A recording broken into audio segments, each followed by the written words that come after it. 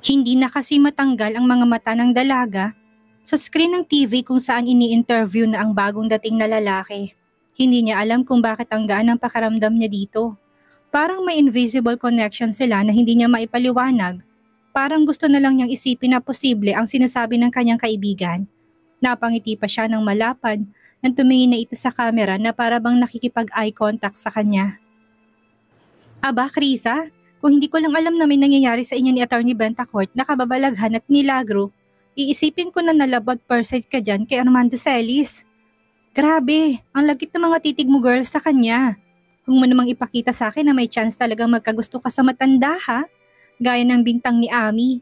Naku girl, umayos ka. Doon ka na lang kay Nick, mas bagay yun sa'yo at mas papaligayahin ka pa noon. Okay girl? Nakasimangot na nilingon na siya ni Kriza. Parang sasabog sa galit ang mga mata nito. Sira ka ba? Humahanga lang ako sa kanya. Anong pinagsasabi mo na naman dyan ha? Bumunghalit lang ng tawa si Rita sa reaksyon ni Kriza.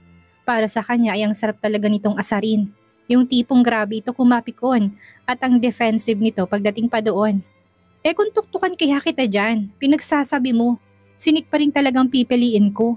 Mas bagay ako sa mga bisig niya kumpara sa kanya. Malakas sa sagot ni Krisa na nahihiya na sa kaingay nilang dalawa doon ni Rita. Nangingibabaw kasi ang lakas ng mga boses nila. Huwag kang ang judgmental, puro ka na naman kalokohan eh. Tigilan mo na nga ako. Ay, may nababaliw na sa pag-ibig. Biro nitong kumislap ang mga mata. Pag-ibig na kaya, pareho ang nadarama, ito ba ang simula? Hindi mapipigil ang pag-ibig ko sa'yo. Parang siya nga talaga. Tumigil ka nga, nakakahiya ka na kasama Rita ha. Ang boses mo, aba. Tamang desisyon yan, Kriza. Si Nick Bentacourt na lang. Huwag ka nang maghanap ng iba. Hindi ka nun pababayaan at for sure, hindi ka nun paiiyakin unless kapag ginagawa niyo yung, alam mo na yon, iiyak ka sa sarap. Bulagarang panunukso pa ng babaeng, normal na lang ang ganong daloy ng usapan. Saka bagay na bagay talaga kayo. Siya lang ang lalaki nakikita kong babagay sa beauty mo. Kaya siyang piliin mo girl. Tigilan mo na nga yung pambobola mo Rita. Kala mo natutuwa pa ako sa'yo ha? Sorry na, titig ka na naman kasi na parang ayaw mong tanggalin ng mga mata mo. Iniisip ko lang naman na pagdating ko kaya sa edad na ganyan na rin kaya ako naka-famous. You know, dream kong maging kagaya niya.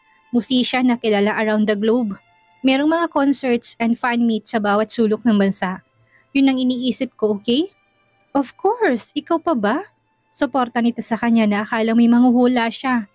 Kayang-kaya mo yun kung gugustuhin mo. Pero kung akong tatanungin, huwag na girl. Sinik na lang ang ipurso mo na maging asawa ka. Magpa-spoil ka sa kanya. Hindi yun malabang gawin niya sa'yo, lalo na kung bibigay mo rin ng lahat ng gusto niya. Parang nalagpasan mo pang pangarap mo maging musician kapag siyang naging asawa mo. Believe me, sobrang big time mo na noon, aba. Mas mataas ka pa sa langit nun, Kriza. Muling nakatanggap si Rita ng irap mula kay Kriza. Pinagsalikop naman niyang dalawa niyang kamay upang humingi ng paumanhin sa kaibigang hindi na naman nasisiyahan. Tama na nga ang usapan tungkol sa matandang yan at sinik mo. Dapat tayo mag-alala kung ano isusuot sa class reunion. Hindi dapat natin hayaang matalo tayo ni Ami. Walang intensyon si Krisha na ikumpara ang sarili sa isang tulad ni Ami. Ngunit naroon si Nick Bentacourt sa araw na yon at naisip niyang hindi niya ito pwedeng ipahiya dahil lang sa pangit na getup niya. Kailangan maging angat din siya. Kaya pumili si Krisha ng dalawang pares ng high heels upang pagpilian kung alin doon ang susuotin niya at babagay sa damit na kanyang nauna nang binili. Nagpa-firm na rin siya ng buhok gaya ni Rita para maiba naman yon. Nang matapos doon, sumakay siya ng taxi pa uwi. Humiga sa sofa at tinawagan si Nick upang kamustahin to. Sinagot ng abogado yon pagkaraang magring ng matagal. Uuwi ka ba ngayon Nick? Masigla niyang tanong pagkasagot pa lang ng tawag. Napangiti na doon si Nick lalo pa nang marinig niyang excitement sa boses nito. Bakit? Gusto mo bang gawin natin ulit ang mga ginawa natin kagabi? Pilyo niyang tanong na na-imagine na niya pamumula ng buong mukha ng dalawa. Chris, gusto mo? Nag-init ng mukha ni Krisa at pinili na lang na wag na lang magsalita dahil sa pangaasar ng abogado. Kung kaharap niya lang ito, pihadong nakurot na niya ito ng pino. Napatayo na doon si Nick. Nasa terasa siya ng kanilang mansyon na mga sandaling iyon. Hinawi niyang kurtina upang mas makita pang magandang tanawin mula sa tinatayuan niya. Siguro, hindi na muna ako uwi dyan, Chris, ngayong gabi. Dumating kasing old friend ni Daddy mula sa ibang bansa at dito sa bahay namin tutuloy. Nakakahiya naman kung aalis ako at hindi man lang siya pakikiharapan. Medyo close din siya sa akin, kaya mas nakakahiya. Okay, sige, mag-iingat ka. Tumango lang si Nick, akmang may sasabihin pa sana kay Krisa ng isang eleganteng boses ng matanda ang tumawag mula sa likod niya. Nagawa nitong makalapit nang hindi niya namamalayan dahil ang buong atensyon niya nakatuon sa kausap niyang babaeng Miss na. Iho, it's been a while. Mas lalo kaya yatang naging mas makisig ngayon kumpara noon ha. Napaikot ng katawan doon ng binata para humarap upang kausapin to. Sa kanyang likuran ay nakatayong isang lalaking nasa edad 40 na may magandang itsura at matikas na katawan. Bumulong ng pamamaalam si Nick kay Krisa na mabilis na pinatay ang tawag.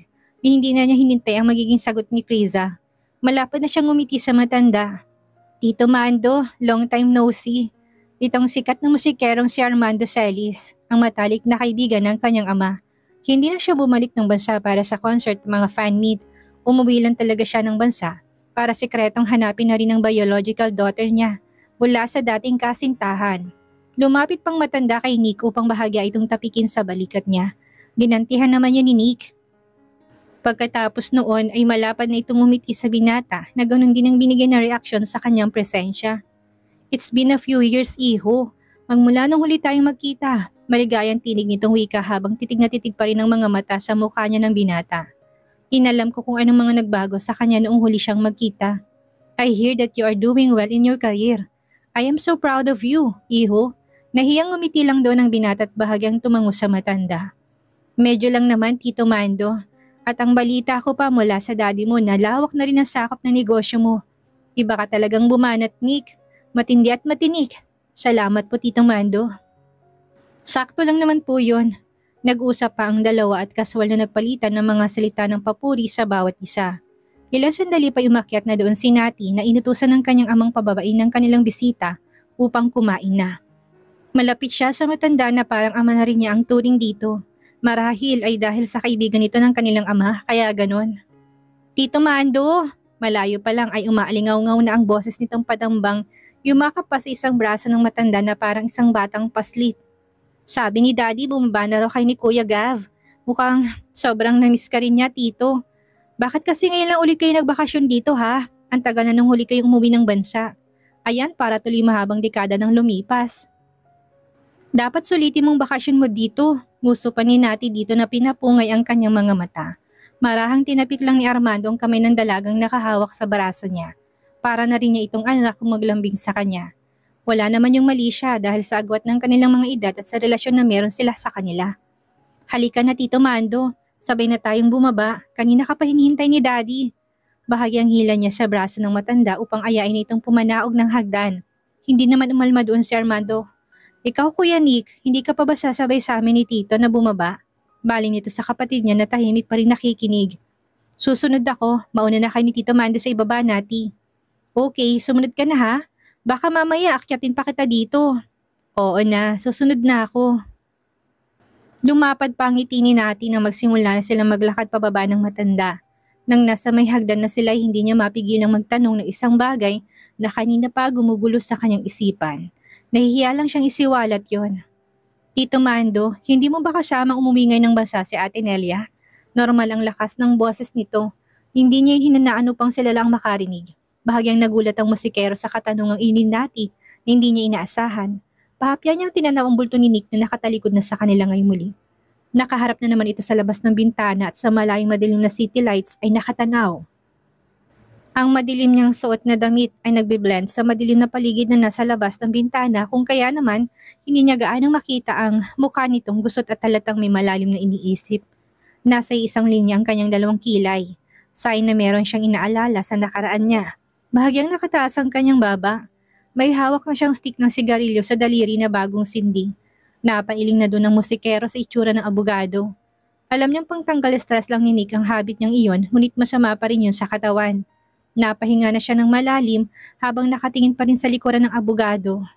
Wala naman siyang ibang magawa upang pagaanin ang pakiramdam nito. Well, hindi dahil medyo matatagalan ako ng pamamalagi sa bansa. At saka may iba pa akong sadya dito bukod sa concert at fan meets. na naka-line up para sa akin, iha. Tumango lang si Nati kahit hindi niya narinig ang iba pa ditong mga sinabi. Kamusta naman po siya? Ayos lang naman, maganda pa rin gaya ng huli mo siyang nakita. Sana maisipan niyang magbakasyon dito para muli kami magkita. Try ko siyang padalhan ng invitation na magiging wedding ko. Siguro naman hindi niya ako bibiguin. Siguro naman ay pupunta siya nang dahil sa aking kahilingan. Hindi ba, Tito? Iyon ang hindi ko alam dahil nakadepende yun sa availability ng schedule niya. Ipinagkibit na lang niya ng balikat at nagpatuloy sila ng matanda sa pagbaba ng hagdan matapos muling sulyapan ng kapatid na naiwan pa rin sa terasa. Sige po, Tito Mando. Ako na pong bahalang mag-contact sa kanya. Dahan-dahang inubos ni Nick ang isang stick ng sigarilyo nang marinig niya ang mga miyembro ng kanyang pamilya na salit-salitang hinihimok na siyang bumaba upang makiharap sa bisita nila. Marahan na siyang naglakad pababa ng hagdan habang nasa loob ng bulsan dalawa niyang palad. Walang reaksyon ng muka. Bilisan mo na dyan, Nick! Tawag pa ng kanyang ama na abot tenga ang ngiti. Dahil may importanteng bisita sa mansyon kung kaya naman abala ang mga kasambahay nila at aligaga sa pag-aasikaso.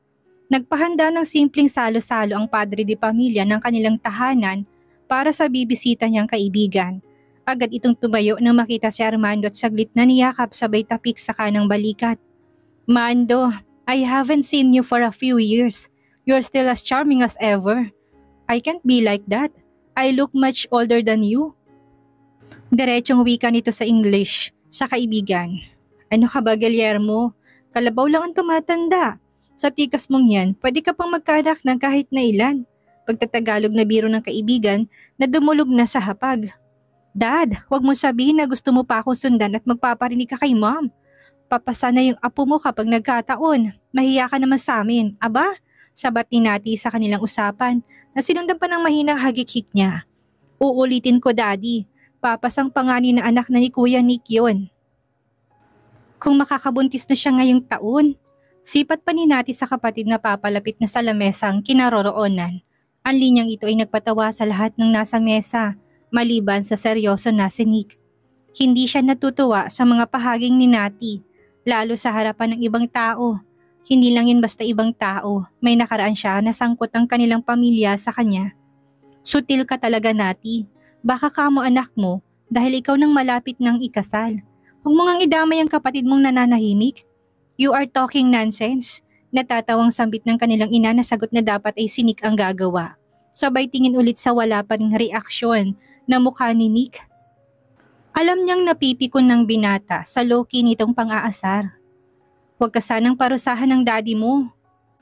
Parang batang napadila pa doon si Nati upang patunayan na bata pa nga siya talaga sa kanilang paningin. Mamula-mula ng mukha nito sa labis na hiya. Hindi yun magagawa ni Daddy sa akin dahil nandito si Tito Mando. Kakampihan niya ako. Mayabang nitong turan na animoy siguradong sigurado sa mga sinasabi niya. Muling natawa na lang ang ginang. Hinarap ng kanilang bisitang natatawa na lang din si inastang yun ng kanilang unika iha. Sa lahat ng kaibigan ni Guillier, ikaw talagang pinakapaborito nitong si Nati. Mula ng bata pa yan, palagi na nakadikit sa iyo eh. Isama mo na nga yan sa'yo, Mando.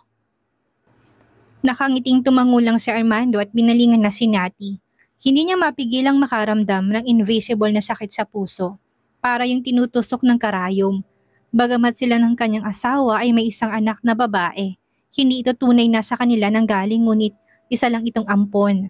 Kung hindi niya sineryoso at inuna ang kanyang pagpapahalaga sa sarili at ambisyon noon at hindi niya iniwan ang kasalukuyang kasintahan na hindi niya alam kung nasaan na ngayon, marahil ay ganito na rin kalaki at kaganda ang bunga ng sariling dugo at laman niya. Kagusto-gusto rin naman kasi ang kakulitan ng batang ito, parang anak ko na ring tunay. Tugon itong hinipo pang ulo ni Nati na lalo naging pabebe sa matanda. Feel na feel ang mga papuri sa kanya ngayon nang tingin niya ay pangalawa niyang ama. Napakurap na lang si Nati nang makita ang guhit ng lungkot sa matanda nang sulyapan niya ang mukha nito. Hindi niya maintindihan kung bakit niya nakita yon. Hindi rin nakataka sa mga mata ni Guillier. Alam niya kung anong tinutumbok nito, kung kaya naman minarapat niyang palitan ang topic ng kanilang usapan. Ayaw niya itong malungkot lalo pat alam niya kung ano ang dahilan noon. Bumalik ang dati nitong sigla nang mang-divert na yung tuluyan habang kumakain sila. Ngunit habang sila'y masayang umiinom na may kapansin-pansin naman, ang pagiging bad mood ni Nick at tila wala to sa kanyang sarili, upang makipag-usap sa kanila. Ang dalang din itong magsalita, kung hindi pa nila tatanungin ay mapapanisan to ng laway dahil mas pinili nitong manahimik at huwag magbigay ng anumang opinyon. Iho, ayos ka lang ba? Puna na ng matanda na hindi na nakatiis na magtanong. Opo, Tito Mando, may mga bagay na iniisip lang ako sa trabaho. Huwag niyo na akong pansinin. Sige lang po, enjoy yourself. Tugon itong balik sa pagkakatahimik, napabuntong hininga na doon ng ama ng binata. Nahulaan na niya kung bakit ganito ang anak. At hindi niya yun gusto lalo na kung sa harap iyon ng kaibigan. Tumagal hanggang sa kailaliman ng gabi na halos madaling araw na ang pa-welcome party kay Armando ng pamilya. Inutusan ng ilaw ng tahanan ng ilan sa mga maid na linisin ang pinakamalaki nilang guest room para sa bisita nilang bigatin. Naku, huwag na kayong mag-abalang mag-asawa. May nabook na akong hotel. Doon ako mag-stay habang nasa bansa. Anyway, maraming salamat sa offer nyo. Ganun ba? Oo, kaya huwag nyo na akong alalahanin. Ako nang bahala sa sarili ko. Walang nagawa doon ng mag-asawa. Hindi nila pwedeng pilitin ng kaibigan na magstay kung may iba na pala itong plano. Ayaw din naman nilang masakal nila ito. Sige, huwag mo na lang tanggihan ng family driver namin na maghatid sa'yo sa hotel. Okay, baka magtampo na kayo sa akin kung gagawin ko yon. Pagbibiro ni Mando. Muli silang nagkatawanan, pansin ang naghalong pagod, puyat at alak sa katawan ng mga yon. Basta Mando, kung may kailangan ka, huwag kang mahihiyang lumapit sa akin ha. Palagi kaming available na mag-asawa. You can call us anytime you want, okay? Oo naman, Gilier. Inihatid na nila ito sa labasan, suot ang malapad nilang ngiti. Naiwan si Nick sa dining. Hindi ito sumama sa kanila palabas ng bahay. Sa ilalim ng salamin ng kristal na chandelier, makikita ang mga katulong lamang ang kasama niyang naiwan doon, na napuyat na rin ng dahil kailangan nilang maglinis ng kalat ng pamilyang pinagsisilbihan. Tumayo ng binata upang magtungo sa kanyang silid para magpahinga ng kunin. Ang atensyon niya ng ama nakakapasok lamang muli sa dining area ng mansyon upang magpagawa na nakagawian niyang sabaw kapag nakainom. Sumunod ka sa akin, Nick. May kailangan ako sabihin sa'yo. Madilim pa rin ang matang tinignan ni Nick ang likod ng ama. Walang imik na sumunod na dito na umakyat ng hagdan. Nang tumigil siya sa may puno noon ay nilingon siya ng matandang, seryosong emosyon na ang nakabalot sa buong mukha. Sa study room tayo mag-usap. Muli itong humakbang paakyat. Walang nagawa si Nick kung hindi ang sumunod sa ama. Siya nang nagsara ng pintuan ng silid na pinasok nilang dalawa. Dad, what is it? Bakit pa kailangan dito pa tayo mag-usap? Bakit hindi sa ibaba? Hinarap na siya ng ama gamit ang seryosong muka. Iba ng kutob ni Nick doon. Nick, anong problema? Kapuna-puna ang pagiging tahimik mo at kawalan ng gana at atensyon sa ating bisita. Huwag mo naman siyang pakitaan ng ganyan, iho. Kaibigan ko siya. Maging kaswal ka naman at professional na pakikitungo sa kanya. Kumuha ng stick ng sigarilyo si Nick at binaba ang ulo, palapit sa lighter para sindihan yon. Hindi alita ng masama ng tingin pinupukol ng ama. Kumalat ang maninipis na usok mula dito. Nang ibugan niya yon, kaya medyo lumabong mukha nilang mag-ama dahil natakpan yon ng bahagya noon. Hilaw nang umiti lang si Nick sa kanyang ama na parang sinasabi niyang hindi siya nito naiintindihan. Hindi dahil sa presensya niya o ano pa man ang rason ko kung bakit ako tahimik, Dad. Huwag kang basta nalang mag-conclude ng walang basihan. Pagod lang ako sa trabaho dahil sa hinahawakan kong kaso. Intindihin mo sana yun. Kulang din ako sa tulog ng ilang gabi na dahil panay ang overtime ko. Pasensya na kung ganun ako. Walang mas nakakilala sa kanyang anak kaysa sa kanyang ama. Alam niya na hindi nagsasabi sa kanya ng totoo ang anak niya. Nakikita niya yun sa kanyang mga mata. Hindi na kayang itago pa ng padre de pamilyang iritasyon sa kanyang panganay na anak. Kailangan niya sabihin kay Nick na kahit na magalit pa ito'y dahil nasapul niya. Iho, maging totoo tayo. Wala naman akong pakialam sa nakaraan mong relasyon sa anak nila. Ngunit huwag mo sanang masamain na hilingin ko sa'yo na ayusin mong pakikitungo mo kay Mando ngayon. Dahil ayaw ko maapektuhan nun ang pagkakaibigan naming matagal na. Hindi ka pa man ipinapanganak ay magkaibigan na kami. Naintindihan mo bang ibig ko sabihin sa'yo, ha, Nick? Nick took a deep puff of the cigarette, then pinched the cigarette butt into the brown ashtray. Aminin niya may saling sa itinatago niyang emosyon sa kaibuturan niya. Naintindihan ko, Dad. Hindi na maulit. Mabuti kung ganun. Para malinaw lang sa'yo ang dapat na magiging galaw mo. Ayoko maramdaman ng kaibigan ko na iniiwasan mo siya dahil awkward kayo. Sige, Dad. Pasensya na. Uwi na rin ho ako ngayon ng penthouse. Tanging saad ni Nick na wala nang maisip na idadahilan pa sa amang matamang nakatitig na sa kanya. Bumitak ang pagkadismaya sa mukha ng ama ni Nick na marinig niyang sinabi ng anak at ang tangkang pag-alis nito sa kanyang harapan ng ganun-ganun na lang. Pakaramdam niya ay masama ang loob sa kanya ng binatang anak kung kaya naman, minabuti na lang ito. Ang iwasan siya at umalis dito. Isn't this your home, Nick? Bakit hindi ka na lang dito matulog at magpahinga? Tulugan mo man lang ang silid mo ditong sobrang tagal na nung huling ginawa mo. Hindi na mapigilan ng amang tumaas ang tono. Nakikita niya sobrang tumataas ng tingin ng kanyang anak sa sarili nito dahil sa estado nito. Kilala si Guillermo Bentacourt na may masamang ugali, lalo na kapag may alak na nakasilid na sa katawan. Mahigpit din ito kung minsan, kung takot si Nati dito ang kanyang ina. Iba si Nick, sanay na siya sa ugali ng ama, hindi na siya kinikilabutan pa doon. Kahit na alam niyang anytime ay magagawa siya nitong pagbuhatan ng kamay. Hindi na niya hihintayin pa na mangyari yun, kaya naman aalis na siya. Pasensya na, may kailangan pa kasi akong asikasuhin, Dad. Marami pa akong impormasyon sa kaso na kailangang i-research at pag-aralang mabuti. Kailangang unahin ko yun kumpara sa ibang mga bagay. Walang magawa doon ng ama, matigas talagang ulo ng anak niyang panganay kahit pa ilang beses na niyang sinubukan. Naputulin at hadlangan ng pagtubo ng sungay nito. Tinaas na lang niyang isang kamay bilang pagsuko sa pakikipag-argumento sa anak. Hindi matatapos yun at hindi siya dito mananalo. Fine, Nick, lumayas ka kung gusto mo. Get out of my sight, now! Umalingaw-ngaw ng tinig nito sa apat na sulok na kanilang silid, na tila ba ikinabingin na ng binata ng ilang sandali. Lihim na naikuyom ni Nick ang kamaong hindi niya magawang ipakita sa ama. May respeto pa rin naman siya dito. Hindi siya maintindihan ng ama ngayon. Hindi siya nito maintindihan dahil hindi naman itong nasa kanyang sitwasyon. Palagi kasi ang iniisip nito ay ang mga bagay na papabor sa kanya. Mabibilang ang mga pagkakataon na nagkakasundo silang dalawa, lalo na kung medyo nakakainom pa ito ng alak. You are such a bad lawyer, Nick. Helping people clean their asses every day, and you're still busy kahit na kailangan ka ng pamilya mo. Wala ka malang panahon at konsiderasyon ngayon sa pamilya mo. Hindi na napigilan ni Nick ang mahinang matawa. Hindi ba't ito ang nagturo sa kanya na maging ganito? Bakit parang siya lang ang may kasalanan ng lahat ng iyon? Hindi niya lang yung tahasang masabi sa ama. The Bentacourt Group spends 80 million every year to hire me as their legal consultant. Nakalimutan mo na ba yun, Dad? Anong gusto mong gawin ko? Magpetics? Magpatamad-tamad? Pumastang baliwala lang ang lahat at madali na ang lahat dahil ang anak mo ko? Sayangin kung binabayad niyo sa akin. I thought you knew better, Dad. Bakit sinusumbatan mo ko ngayon dahil nasa law firm natin ako? Gusto mo ba akong umalis? Mag-resign? Sabihin mo lang sa akin, Dad. Pagbibigyan kita. Kalmado pa ring tugon ng binata, kahit na gusto na niya sigawan ng ama upang ilabas ang namumuong sama ng loob niya. Mabilis sinagilap ng ama ni Nick ang dokumento sa table at direktang inihagis yun sa mukha ng binata. Mariing napapikit na lang doon si Nick kahit na umaapon na ang galit sa puso ng ama niya. Get out! Lumayas ka na sa harapan ko! Bago pa man ako may masamang magawa sa'yo! Pamaltya na siyang tinalikuran ni Nick habang mariing tikom ang bibig.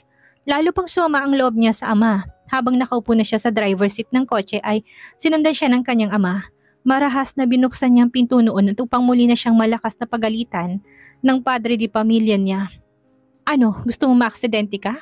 Form ba yan ang pagre-rebelde mo dahil napagsabihan ka, Nick? Turan ng nagpupuyos na sa galit ang mukhang hindi maipinta ng dahil sa konsumisyon ng ama. Alam mong lasing ka tapos ang lakas ng loob mong magmaneho. Magpapakamatay ka ba ha? Walang imik na bumaba ng sasakyan si Nick at inabot ng susi doon sa driver na kagad lumapit sa kanilang banda nang marinig ang malakas na pagbubunganga ng kanyang ama. Tinanggap yun ng matanda at pinalitan siya sa pwesto. Walang imik pa rin si Nick na sumakay na ng likod ng sasakyan. Nakita ng driver na masama ang loob at mood ng amo kaya naman hindi na siya naglakas loob na magsalita at magtanong dito habang nagmamaneho papunta ng penthouse nito upang ihatid na siya. Salamat sa paghatid, Manong.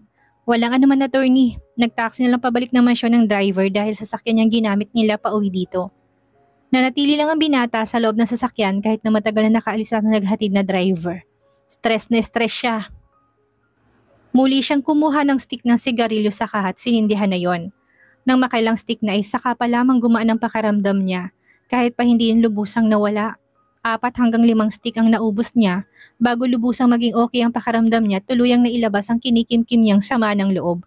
Nagdesisyon na siyang pumasok ng building. Umakyat ng penthouse. Tulog na kaya siya? Hindi niya kaya ako hinihintay na umuwi? Oo nga pala, sabi ko hindi ako uuwi. Parang sirang kausap niya sa kanyang sarili habang papalapit siya ng papalapit sa main door ng unit. Maingat na binuksan ni Nick ang pintuan upang salubungin nila ng tahimik na kapaligiran. Nasa 3:00 pa lang yun ng madaling araw, kung kaya naman madilim pa. Natapunan niya ng nababalot na dilim ang buong bahay dahil patay ang lahat ng ilaw. Ngunit hindi naman sobrang dilim na tipong wala na siyang makita. Bukas sa mga kortina ng sala kung saan tagos-tagosang pumapasok ang malamlam na liwanag ng buwan. Sa mataas na langit, itinapon ni Nick ang suot niyang coat na hinubad sa sofa at patingkayad na pumasok sa loob ng master's bedroom kung saang mahimbing na natutulog si Krisa. Binuksan niya sa katamtamang lakas sa liwanag ng ilaw ang lampshade na nasa gilid. Ilang sandali pa'y kumalat ng liwanag doon. Sa buong silid niya at pinakita noon ang maamong mukha ni Krisa. Natulog pa rin. "Hinintay mo ba akong umuwi ha?" Kausap niya sa katawan ni Krisa na natutulog pa rin. Maliit na ngumiti si Nick. Gumaan pang pakaramdam niya habang nakatingin sa mukha ng dalaga. Dahan-dahan na niya nilapit ang mukha sa mukha nito matapos na ito ng 2 braso sa magkabila nitong gilid. Hinalikan niya ang tungki ng ilong nito, marahan lang yon. Wala pa ring reaksyon doon ng dalaga na mahimbing pa rin ang pagtulog niya. Sa labi naman ito dinikit ng abogadong bibig na naramdaman kaagad ni Krisa. Ang init ng hininga na pinanghalong amoy ng sigarilyo at alak. Dinilat na niyang mata upang matagpuan lang ang mukha ng abogadong nakatunghay sa kanya habang nakangiti. "Nick?" Pupungas-pungas niyang sambit sa kanyang pangalan, sabay biglang bangon na ng higa.